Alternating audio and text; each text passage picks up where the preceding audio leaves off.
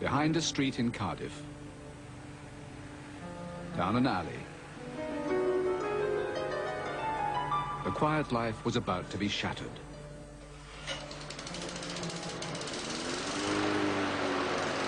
We started in this building about 15 years ago, repairing all sorts of grass cutting equipment. And later on we started to sell mowers. John and Pat Matthews, helped by Pat's brother Fred, ran a thriving business here. No real worries, just ordinary, everyday irritations. Two fellows hanging off of him. With steam coming out of his ears. You know, that must have been one of the closest matches I've ever seen. Those blasted kids throwing stones. I'll go see to them. Tell them I'll throw them on the roof if they do it again. John went to catch the young vandals red-handed. But there weren't any vandals. The stones seemed to be coming from nowhere. Pathetic, John. Haven't you got any control over them?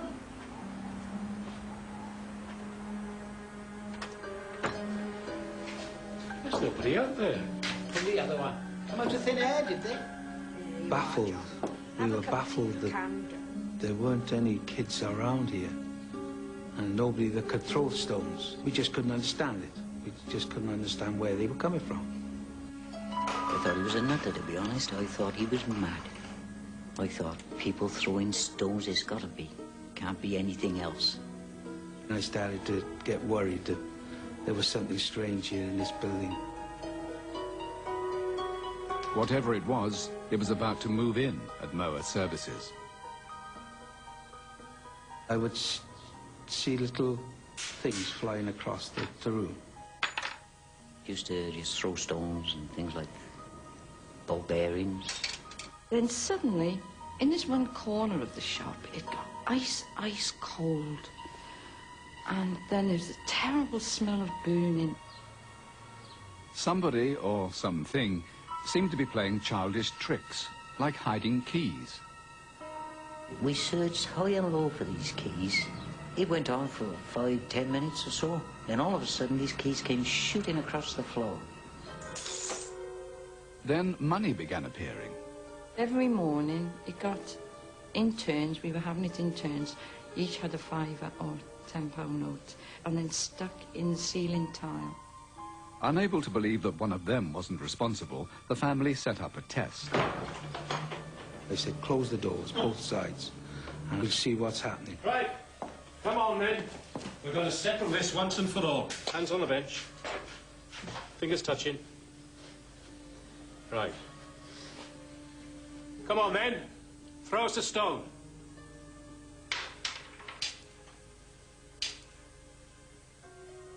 There was no chance of anybody being in our shop except us three. Hang on. If we're going to do this as a proper test, well, I think we should be writing everything down. With that, a pen dropped, and then I started saying things like engine parts. What about a plug? We knew then that it wasn't one of us. We were looking at each other. Our hands were still on the bench. We were there 2 hours, and I went home and told my wife I just spent the most fascinating couple of hours in my life. I couldn't believe it. We were never really afraid of it. It became part of the family. We decided that we'd name him. And we called him Pete the Poltergeist. A poltergeist called Pete? Could there be such a thing? And why was it favouring Mower Services with its attentions? The family needed expert help. They called in David Fontana, a university professor with an interest in the paranormal. Most of my visits were unannounced, so they didn't know that I was coming at any particular time. With the element of surprise, the professor would surely get to the bottom of what was really happening. As I entered the workshop, at that very moment, a stone was thrown across the room and bounced off a piece of machinery. John was sitting there talking to one of the sales representatives, but there was no question that either of them was involved in this. And John looked up at me and said, "There, see what I mean? He's greeting you." I think I was very pleased, actually, because it's so rare for an investigator to be there when things actually happen. That made me take things very much more seriously than perhaps I otherwise would. Professor Fontana was so convinced that he filed reports on what he called the responsive poltergeist. He said it possessed both intent and the rudimentary intelligence necessary to accomplish this intent. And he drew diagrams showing how, when objects were thrown into a corner he called the focus of activity, some force catapulted them back. You don't see the things in midair. You hear them hit the wall and clatter to the ground, you look round and the stone is there, but you don't actually see it in flight. Which, in a sense, rather strengthens the idea that nobody's playing tricks, because if they were, you would see the thing in flight. With Professor Fontana's reports, the case began to attract attention across Wales.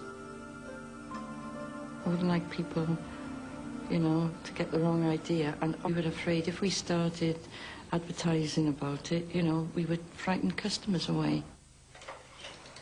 But the customers kept coming, and so many people were eyewitnesses that this became one of the biggest poltergeist cases ever.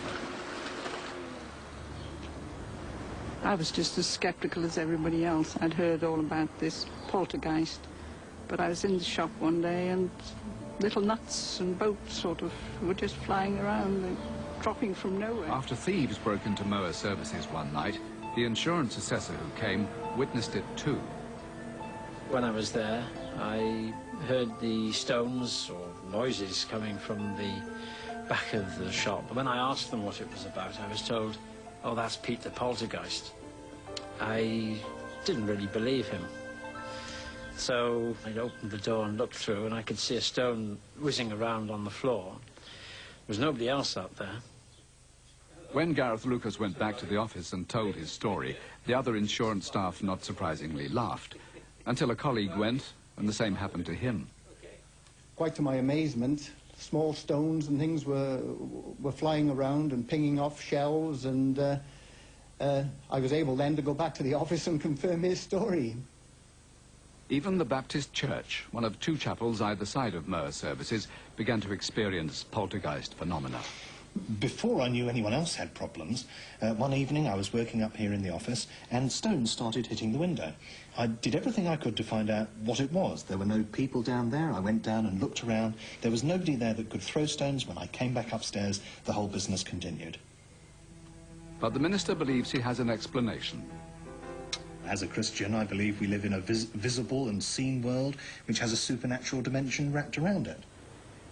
So what might that supernatural dimension be? Maurice Gross is a leading poltergeist expert. He's been investigating cases for 17 years. There are two main theories of poltergeist phenomena.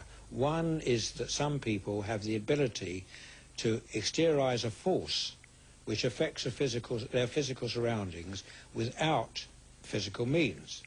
And the second theory is interference by outside entities.